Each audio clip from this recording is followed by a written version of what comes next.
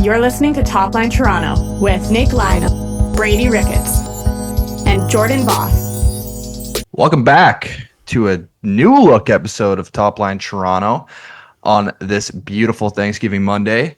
I'm joined today, as it's going to be for the rest of the year, by Mr. Jordan Voth. I am Brady Ricketts. No Nick today. We're giving him the day off to enjoy his turkey day and recover from a bit of a lengthy one yesterday. Him and I went to the game, did a live show, and then we recorded Jets after that. So big boy could use a rest. So Voth there, good to see you this morning. How we feeling? You know, I'm feeling okay. Little 2-1-0 record to start the season. He's believing early. Feels a little leafy. It's not great, but it's not terrible, so it feels leafy. Nice win over the former bench boss. And then the former roster boss too. Yeah, exactly. So not a little bit there to be thankful for, but I would say it is not without concern. How are you feeling? What are you thankful for as a Leafs fan this morning? A bit more than you, it sounds like, because I don't really see too many flaws in the game. Like, yes, Leafs go 2-1-0. We'll jump into some of the games the week that was in a little bit, but like overall, I thought all three games, the Leafs team, majority, if not entirety of the game, was for the most part the better team. I think we got a little glimpse of what could happen with the depth if the top line is kind of canceling out the other top lines of other teams, and that especially came true with the Jersey game. But I'm honestly, from what I've seen in this short sample size of 3 games, I'm liking what I'm seeing. I think we have an actually good team, not just a good team, an actually good team. Okay. So let's start with the 1-0 loss to Montreal. What did you take away from that? Yeah, hard to really, come up with huge narratives first game of the season. I think everyone's just trying to get over, first game nerves. You got to sit through like a 15-20, especially when you're playing in fucking Montreal. You got to sit through like a 15-20 minute passing the torch to the same guys, really, over and over. But like after the first 20 minutes, the Leafs were on pace for almost 60 shots on net. Montembeault was playing out of his mind. The heat map of even the chances, the high danger chances for the Leafs were all in that home plate area. Exactly what you're looking for. As much as we like to talk about as Leaf fans, did you see how many posts they hit? There was an absurd amount of posts hit. I didn't see it really much cause for concern. No 5-on-5 goals against that game. The only goal came from Cole Caulfield on the power play. But love to see what you kind of thought of some stuff too, maybe in the bottom half of the roster. You know what? I really, really like Steven Lorentz. And I know that a fragment of the fan base won't like this, but I think Ryan Reeves is playing decent hockey right now, and that shouldn't be a huge surprise. We've seen Ryan Reeves have stretches of decent kind of depth player style hockey where he does his role really well, where he's good on the forecheck and he creates havoc. And, I know that, he's not, he's probably a league minimum player, but he's getting a bit more. And there's going to be fans in Leafs Nation that just will never have time for him. But, I think he's playing decent hockey right now. Him and Steven Lorentz are an absolute battering ram out there. Yeah, and I like the way that line looks right now. I mean, obviously I would be hesitant to say that that's going to be a thing all year. I think eventually you're going to have to take Reeves out. I think, the body doesn't hold up as well as it used to, and you're going to have to shuffle some guys in. I also don't love the idea of leaving Bobby McMann out of the lineup, and I think Bobby McMann kind of showed you why that's a bad idea the very next game. But you know what? In an isolated game, it's not the end of the world if you outshoot and kill the other team on the shot clock and the possession numbers and all that stuff. It's all good. However, this is the Toronto Maple Leafs, and how many times have we watched a despondent Mike Babcock or a despondent Sheldon Keefe go, if we play that game 100 times, we win 99 of them? Like, I do get tired of hearing that, because you always seem to be coming up on that one incident. So is that statement really true? but it's the first game of the year. You really did outplay them. Montembeault was huge for Montreal. So I do think you kind of flush that game and move on and get ready for a really quality opponent in New Jersey with your former coach. With a day of turnover. With a day of turnover back to back. Yeah. I honestly, I thought I had that as a schedule loss. I had the Leafs excuse-meter all the way up to 10, and I thought for sure that the Devils were going to pull their pants down and make them look stupid. But good on them. Yeah. Let's get into that game. What did you think of that one? Not bad. Before we do though, I want to say I kind of agree with what you're saying about Ryan Reeves. I think what's actually kind of maybe been nice for him is that he knows what he's got to do, and it's not necessarily be a fighter. It's just kind of play a heavy game and stay within a structure that limits the amount of mistakes that are possible. And I think that's kind of turned him into it's turned him into a player that I think has not extra value, but someone that can bring something different to, what's maybe lacking in the top half of that order. Because we do have some guys who are really strong in the puck, like Austin Matthews and Matt Nyes, especially this year. Those guys are absolute monsters on the puck in terms of battles. Nick Robertson's been really hungry in the battles. Bobby McMahon's a pretty hungry guy, but they're better on heavy on the puck in terms of possession and getting it back. Ryan Reeves and Steven Lorentz are heavy on the puck in terms of getting it off of guys, which is really nice to see and really fun to see. I actually really liked I'll touch on this too. One narrative that we had going into this week is Joseph Woll goes on the IR before the Montreal game, which was interesting because the day before that, in the media, he was saying how excited he was playing the Bell Center, which almost got him in trouble, I think, because Craig Berube said, well, I haven't named the starter yet. But it turns out he's going on IR. Doesn't sound like it's anything too serious. It sounds like the Leafs are taking a bit of just an abundance of caution with him, similar to what the Canucks seem to be doing with Thatcher Demko right now. And with the depth of goalie that I think the Leafs have right now, Stolarz is playing very awesome. Dennis Hildeby, after his start and win in New Jersey, which we'll get into, I think it was Elliot Freeman was reporting that last year when the Leafs were looking to make some additions around the deadline, teams were asking about Dennis Hildeby if he'd be an available option to have in a package deal, and the Leafs immediately shot that down and said, no chance, we're keeping him. So right now, I think the Leafs have 13 feet of goalie in their roster right now, and I love it. I love it. Sorry, go ahead. No, I was gonna say, let's jump into the New Jersey, but let's hear what you got to say. So it's funny. I ran into some issues getting the game onto my television, despite doling over my money to our corporate overlords, and I didn't end up getting into that game. I had to go through a back channel to get that game on my TV, and I didn't notice that it was Dennis Hildeby, and I just wasn't up on it enough. I had a bit of a busy day, and so I'm watching it, and I'm like, man, does Stolarz ever look good? And then they showed up. They gave a close up of Hildeby, and I saw the mask, and it says Hildeby right on the mask. I said, oh, that's odd. Why is Stolarz wearing? That's not. That's must not. Have broke his mask in warm up or something. He's borrowing. Yeah, I'm like, oh shit, that's Dennis Hildeby, and he looks great.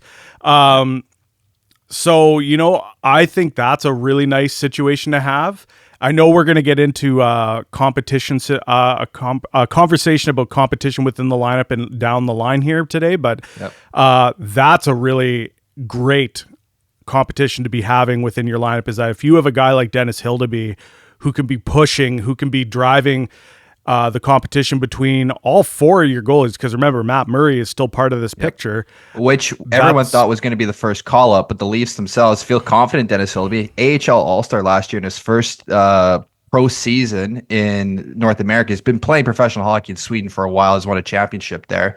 But they were like, no, we're going to give him a chance. We want Matt Murray to come up at some point if something happens, but we want him to get some games with the Marlies first, which is completely understandable, and I love it. And against the Devils too. With a pretty potent offense. They didn't throw him in there against San Jose. They didn't throw him in there against, the Ducks or whatever dog team you want to throw him in. They threw him to the Wolves, and he did really, really well. So that's something that played great. Something to be thankful for, something to be positive about. Dennis Hildeby looks like he could be a legitimate NHL goalie. He had a really great first game, and it's, let's see where it goes from there. I'm excited to watch him. He's huge. He looks calm. Looks great. Looks And I think it great. helped last year. Like Hildeby was around the team a few Yep. times, but never started, which that was when kind of Martin Jones was on his weird heater. Leafs had so many weird goalies play last year, just in general last few years. Remember the Yeah. Eric Shalgren era? Shalgren. Yeah. Yep. But anyways, Um, we're gonna leave those guys in the past where they belong. Hope they're yep. doing good though and jumping in the New Jersey game. So, like you're saying, bit of a Sheldon Keefe revenge game. Some quotes from the upper players in the Devils lineup saying that there's some extra motivation to get that going. Get their best foot forward against the Leafs and get Sheldon Keefe some bragging rights over his old team. But what it ended up turning into was an absolute depth masterclass from the bottom six Yep. of the Leafs there. Max Pacioretty gets his first goal as a Toronto Maple Leaf. That's potentially generational, can feed families. Bobby McMahon, exactly what you're saying about Montreal being scratched, comes into this first game of the season, ends up scoring on the fourth line. Awesome for him to be able to do that. Steven Lorentz setting the passion meter off the fucking charts also with his first goal of the season. Loving these quotes that he has post game about his old man texting him, just showing how deep the blue runs. Love Yep. that. Love that. Give me all of it. And yeah, like we were mentioned, Dennis Oldby, first NHL start and first NHL win. Mentioned already some of those trade talks with Elliot Freeman and the Leafs completely shutting them down. What I will say, though, a bit of analysis that I saw, it seemed like Sheldon Keefe actually had a good plan on how to neutralize the top two lines. I don't He think, would. yeah, and that makes sense. Like, he knows them the best. But that didn't really seem to matter because it seemed to happen is like the top two lines just kind of cancel each other out, which is what you're probably going to expect when you're playing some of those upper tier teams. If anything, Yep. like the Matthews, Marner, Nyes line, if they get a goal, you expect the other line against them to probably get a goal as well. But like I said, complete depth masterclass. The fourth line was going fucking bad shit. Loved that actual setup. Ryan Reeves comes out of that game. Loved seeing that fourth line of Lorentz, Kampf, and McMahon. Absolute speed demons out there, just Yep. bullying the fourth line. Love to hear your thoughts. Yeah, you know what? This one was kind of an interesting one to watch. Again, I thought the top line was pretty neutralized in that one, but again, the depth came through huge for them. Lorentz was awesome. David Kampf. I thought David Kampf's played a good couple of games for them as well. Like I know, obviously, when you look at him, you're not going to see like a ton of offense. That's not really what he's going to bring. But I think he's Yeah. done what you have him in the lineup to do. What do you think of his role so far? Because, like, for his money, I don't love him as the 4C, although I think he's No. being very serviceable there. But it seems like Pontus Holmberg has become a trademark Craig Berube guy right now because he's taken a majority of those beginning PK minutes, which used to be David Kamp's role right now. I think it's so when it comes to like that discussion of who's playing 3C, whether it's Kampf or Holmberg, I think it's smart actually to put Holmberg there because I do think Holmberg still has some ceiling that he could reach.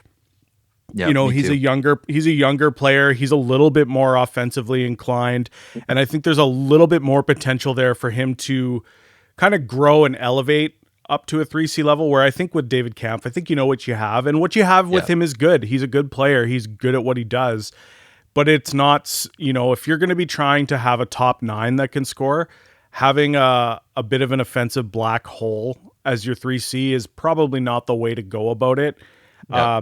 So I have no real issues with that setup. I think you give that setup some runway, and if it's hurting you down the line, you swap some stuff around and you try some other things. There are who else could potentially go up and do 3C? Like you could obviously rejig your core and You move could have John Tavares. Tavares come down to play 3C2, right? Yeah, and we'll get into this later, but I do want to hit on the fact that last episode I really praised the Leafs management for getting more value out of William Nylander at center, and now Yeah. all of a sudden that's not a thing. But yeah, the depth on the Leafs there, I feel like they won that game. It's not that the top line didn't play well. The good thing is for the top line right now is that they look good. They are doing the right things, and you know that everything will regress to where it always ends up. And I wouldn't worry about that just yet. You can CC the Oilers fans on that too, because I Yeah. don't think Connor McDavid's going to finish with 50 points. Probably not. I think actually right now, after the first Montreal game and then New Jersey game, I think it's actually a good time to talk about the power play, what's going on, because I think that's also a bit of a component of why we think the top line was maybe a bit lackluster. Um, I would, from what I've seen, from what I've watched so far in the Leafs, I don't have too much of an issue when they actually get set up in the offensive zone. I think then it's pretty dynamic, and I think it's pretty much from what we've seen the last few years, the Leafs power play. It's What getting I there. am, it's getting there. What I'm not loving and what I'm not caring for what I'm seeing right now is when they try to regroup in the neutral zone or their entries. I noticed this a lot in the Montreal game that they still do this when it was set up. Morgan Riley kind of takes a puck at the middle to about the red line, immediately turns around and dumps it off to one of Austin Matthews and Mitch Marner, who come in that tandem, get the blue line, and then immediately dump it off to one of the side wingers. What I saw, especially in the Montreal and even the bit in the New Jersey game, is that the defenders on the PK, all they'd have to do is completely cheat towards the wall and immediately Yeah. break up that pass to the, I guess, the release valve along the wall and get it a dump out. It's extremely predictable right now Yeah. So I and think a bit of a tough to rejig. watch. Yeah, they did a bit of a rejig on that one. From what I saw, almost the neutral zone regroups was starting almost at the red line. They weren't even like giving themselves a chance to bring it back almost to like halfway into the Leafs end and really started, break some speed up. It seemed a little bit forced. I don't know if that's a schematic thing or if that's just, first couple games trying to figure stuff out. But there's some other teams with some good power plays right now. I'm looking at Montreal. That power play ever since even the Leafs game has, been tagging along really well. And that was a power play Yep. that started 0 for 30 in the preseason. So I Yeah. don't think there should be many excuses for what's going on in the power play. We'll get into some slight changes that happened in the Penguins game that made it a bit more, a bit more chances and a better entry for a couple things, but I don't know if it's necessarily because of those in-game changes. So that Yeah. leads us then. Actually, what do you think? What have you been seeing from the power play so far? Exactly what you've described. It is so frustrating to watch them predictably fail to gain the zone. Once they're in, they look great, but they need to figure this out. And I'm probably further down on this situation than others. Even at this stage of the season, I don't want to see that power play go over night after night after night. It's too those forwards are too talented. They're too Yep. expensive. That power play needs to be top 3 in the league, automatic. It cannot be this bad. That power play needs to, at various points in the season, win you games. Yeah, you And need it to be last- around that 25%. You need it to be. You need it to be. And last year in the playoffs, it was dreadful. They go through so many every year, you know what? They always finish okay, but every year they go through stretches like this, and it's so frustrating to watch. These guys are so talented. They're paid so highly. This power play has to be automatic. It has to be it has to be something that puts the fear of God in you when you take a penalty against them. And I'm gonna keep it there for now, but if I have to watch this for much longer, I'm gonna have some more thoughts on it. I think it's okay right now at the start of the season because the 5-on-5 numbers have been so good that you're not getting outplayed and then having a power play that's not bailing you out. They're controlling majority of the game, and the power play right now is kind of what's. I think, truthfully, this team is 3-0 over Montreal if that power play has any sort of life in it in that first game. Yep. So from there, from New Jersey, we go from away game to away game, and then we get the home opener against Kyle Dubas's Pittsburgh Penguins. That team right now seems to be in a very weird place at the moment. I really struggle when I was watching that team to figure out what their identity was. Yeah. It seems very kind of like banded and patched together with guys who could be players. Like, I don't know why that Cody Glass is a fourth line center on the Penguins. I think he's got a much higher ceiling than that, especially playing with someone with like Kevin Hayes. I don't even know who his line mate was. But we finally get some signs of life from that top line, especially 5-on-5 with Matthews, Marner, and Nyes. 2 goals coming from Nyes and Marner. A crazy expected goals for percentage from that line. From what I think I saw was like 97% expected goals for from a first line. Good. It's absurdly good. Like I was telling Vother before we started recording, like that's the kind of expected goals for you see on like a random fourth line player. Like Ryan Reeves right now for his season leads the Leaf in expected goals for at like 86%. That's not because he's, making high danger chances. That's just because it's small sample size and he's winning those minutes right now. But a 20-minute line getting 97% expected goals for against the other top lines. Granted, it's a home ice advantage to get favorable matchups so that Craig Berube's scouting. Nonetheless, like that's absurdly good. We kind of hyped him up a little bit in the preseason. I know I did. Nick a little bit too after he was a little bit wonky on him last year. Matt Nyes is a force right now to play. Yep. He looks like a fucking linebacker out there. I didn't mention it, but there was one play in the New Jersey game. The Hamilton hit. Dougie Hamilton goes a pinch on him, and Matt Nyes dropped the shoulder and sent him into the fucking shadow realm. It was just pops insane. him. Just looked like that hurt. But yeah, so He's 2 goals big coming from boy. Nyes and Marner. Tavares out with illness that game. That brings Ryan Reeves back in the lineup.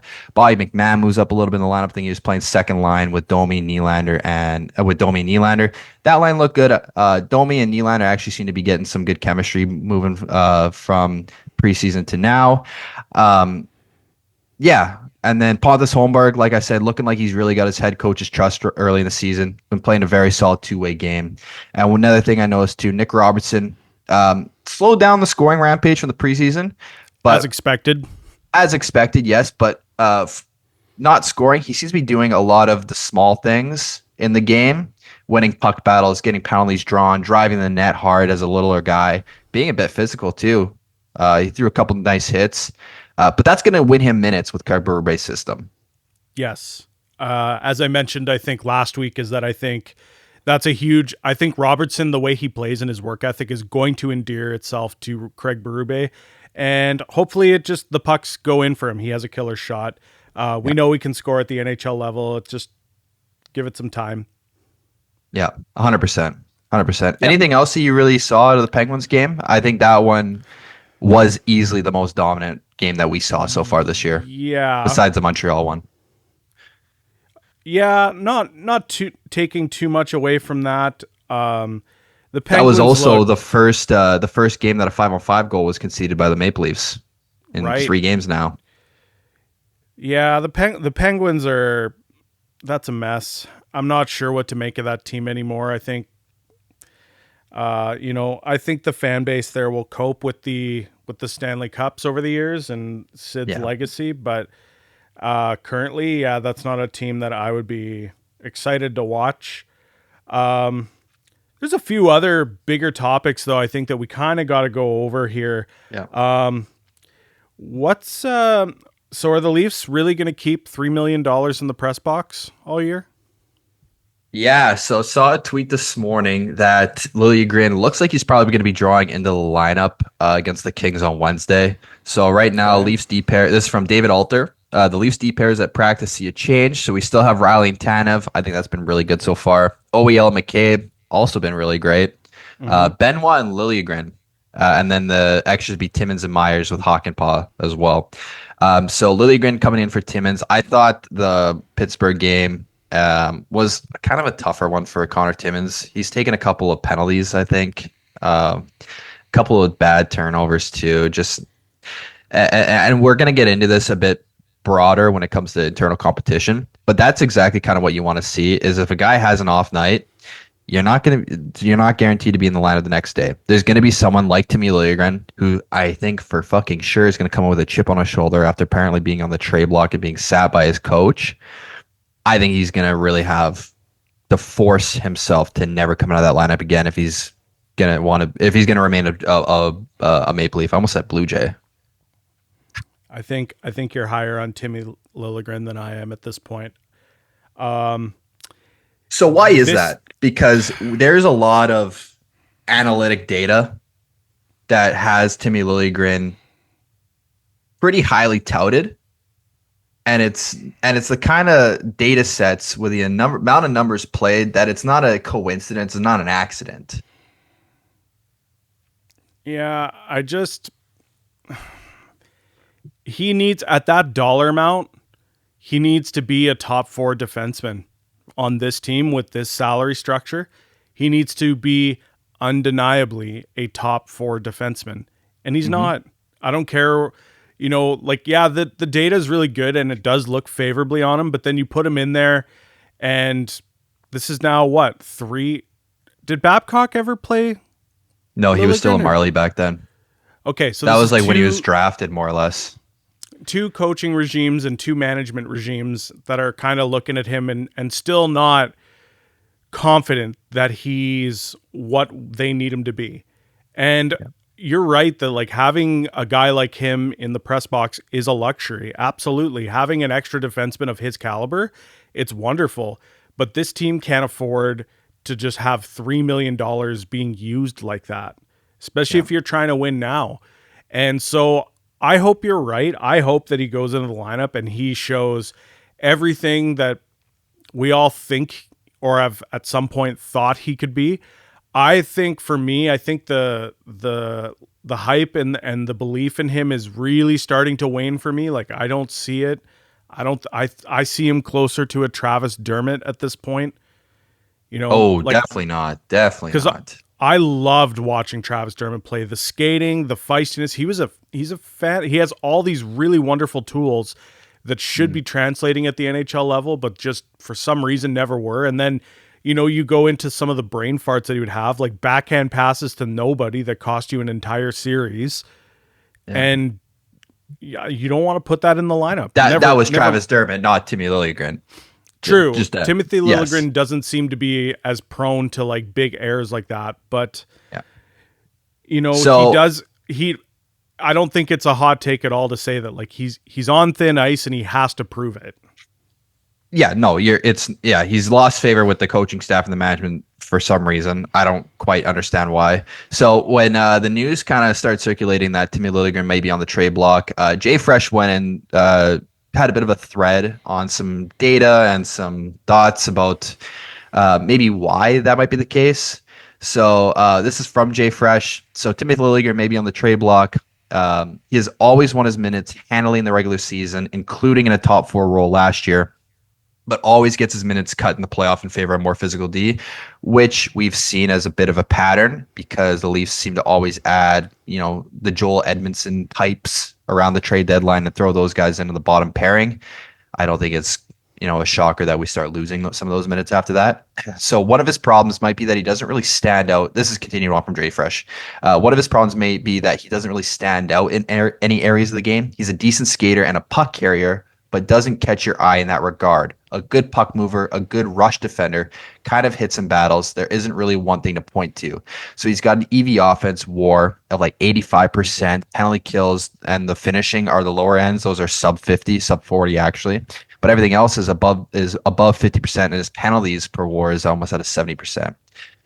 So and then there's a lot of comparisons people were making to Liljegren and like Devin Taves, Uyghur, and Dunn in those class of analytics, like analytical darlings.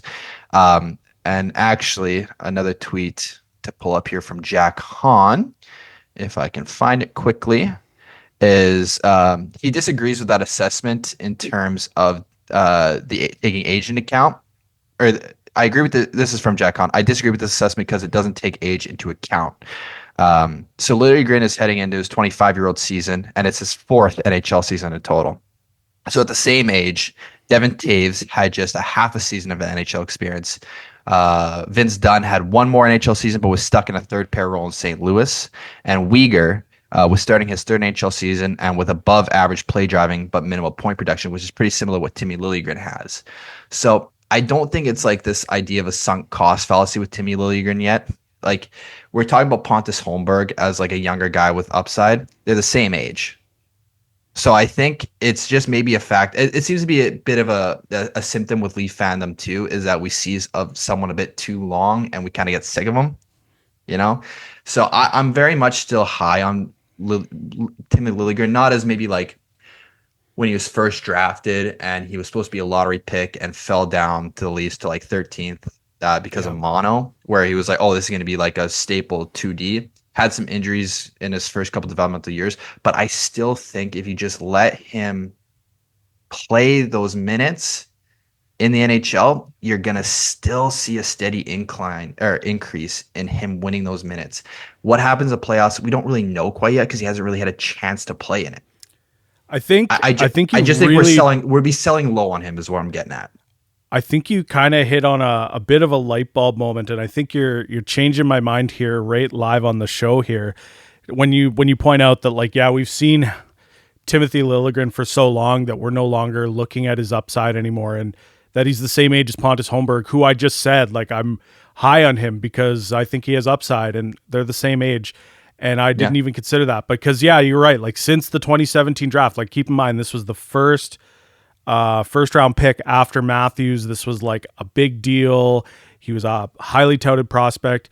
And yeah, you know what? I think I'm buying what you're selling here a little bit. I went into this conversation kind of low on him and ready to be done. And I think what you pointed out there with it makes a really, really good point. Like, this guy does actually have about the same amount of ceiling left or runway left as a guy like Pontus Holmberg, who we are all still excited to watch. It kind of reminds me of some of that narrative that we had surrounding Nick Robertson too. Like the last couple of years, like, oh, maybe we got to trade him because I don't think he's going to pan out. The guy's like 21 or 22 still. Like, we were seeing him play NHL minutes after his draft year in the Columbus playoff series, which seems like a lifetime ago, but he was 18. But I think with Robertson, I think there's just a bit more. There's a bit more that's tantalizing about him in the fact that, like, when you go look at his OHL numbers, they were like very, very good. Yes. Right. Yes. So you're looking at those, like, even right now, like, we all look at Easton Cowan and go, wow, this guy's having similar numbers to Mitch Marner. So it's tantalizing. Whereas Timothy Liljegren at no point since his draft with the Leafs has ever had tantalizing numbers. Yeah. So I think that's a really good point. I can come around on that. I'm going to need some time to think about it, but you know what, if he gets into the lineup in the week ahead and he does really well, you know, maybe he is that guy. So yeah, I just don't think you can have him sitting in your press box when I think he's got surplus value to his monetary value on his contract right now in terms of what just do you pure do with analytics. Connor Timmins though, who I think has played really well? Yeah, that's fine. I don't hate this idea of this internal competition where it's so cutthroat. Like, if you have a step back, you're going to sit and think about it for a day or two. And then it's going to just make you that much hungrier when you get back in to make better plays and be as best of a player as you can be. But when you're at the deadline and you're trying to add talent to this group, you could really use that space. Yeah. Like, so I won't lie. There's a cost to doing this. Yeah. Like, I think what I thought going into the season was going to be the left-hand side that needed an upgrade. I've been pleasantly surprised with what I've seen out of OEL. I wasn't the biggest believer in that signing when it happened. One of the changes that we saw actually in the Pittsburgh power play in that game for the Leafs power play, I should say, is Morgan Rielly got dropped from the PP1 QB to OEL. And we see for some reason there seemed to be a bit of a better transitional game there, and they were able to get some cleaner entries into the offensive zone.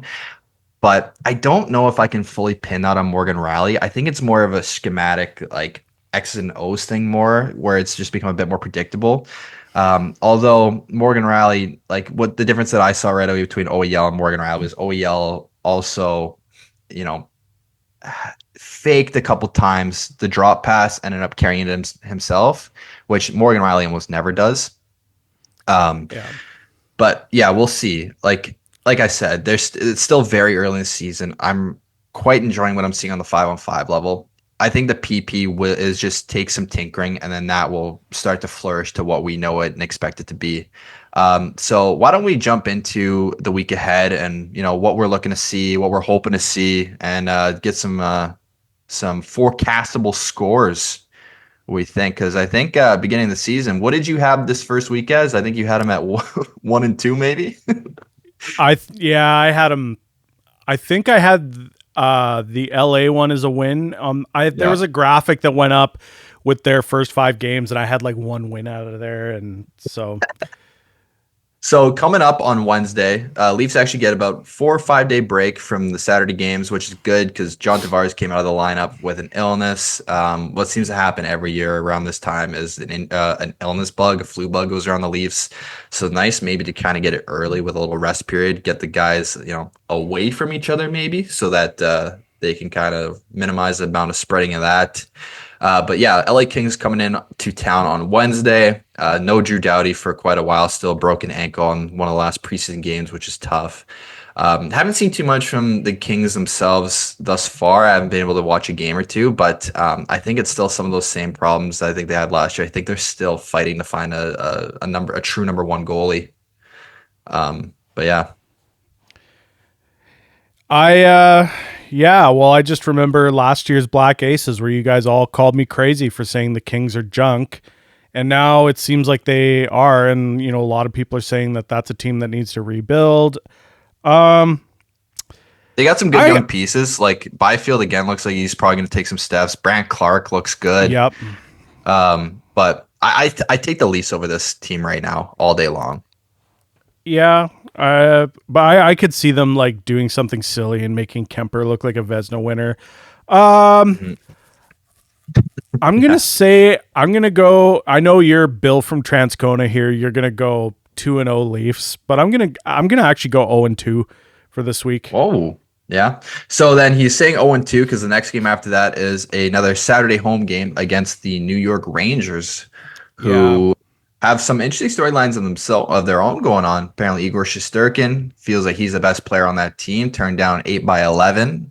Probably looking to get that 8/12.5 or 8/13. We'll see what happens there. But yeah, Matt Rempe coming to town. Yeah. So you have the Leafs losing that one. What do you think? How do you think that matchup goes? Well, I think you're going to see Reeves and Rempe go. And I just think, again, I could see them getting goalied. I think New York is probably like a little, like there's some interesting stuff going on there. And, it hasn't been the hottest start to their season, I don't think. What are they at now? They are 1-0-1, and the one loss came from Utah. Utah's 3-0. Yeah, Utah looks good. Yep. People forget that Coyotes team was a playoff team before the rumors of them relocating really came out, and then I think they lost like 13 straight or something like that, and they still made a run at the end of the season. Nice. Yeah. Well, I just think the Rangers, I think they're going to obviously want to get into the winning column, and I could see them being desperate. I just think right now, like, the Leafs have won 2 games in a row. They might be fat and happy, and I could see them dropping these games for some reason. But if they were going to win one of them, I would say they beat LA. Yeah. But yeah, I'm going to go 0-2. I'll go 1-0-1. So I think that Rangers game is as much of a toss-up as there really is in the modern day NHL. You have 2 really, really great teams going at each other, and that could just be a game of a bounce this way, a bounce that way. I think it's going to be a tight game. I think it's going to be a fun game to watch. I think it's going to be maybe another one where we kind of maybe get a sample of what happened in New Jersey, where I think the bottom half of the lineup maybe takes control of that game. Yeah. But I got more confidence that Shesterkin making a save over Markstrom in New Jersey. So, I'll go 1-0-1, which will put the Leafs at 3-1-1 going into the next time that we're recording, which not bad. You get points out of 4 out of possible 5. Okay, we'll see. And what do I have here? I've got 2-3-0. 2-3-0. Yeah. Bottom feeder apparently. Yikes. Yeah. I've got him hanging out with Colorado and Edmonton. Yeah, Edmonton, or both those teams are so weird right now. Okay, but I think that's it for this week. Thank you so much, Vother, for joining us today. Thank you, everyone, for tuning in. Mikey, thanks for sitting in here and editing and recording for us. Shout out to everyone. Have a great week. And happy Thanksgiving. Happy Thanksgiving. You have a good one, Brady. Yeah, thank you. This has been a Top Lyne Media production.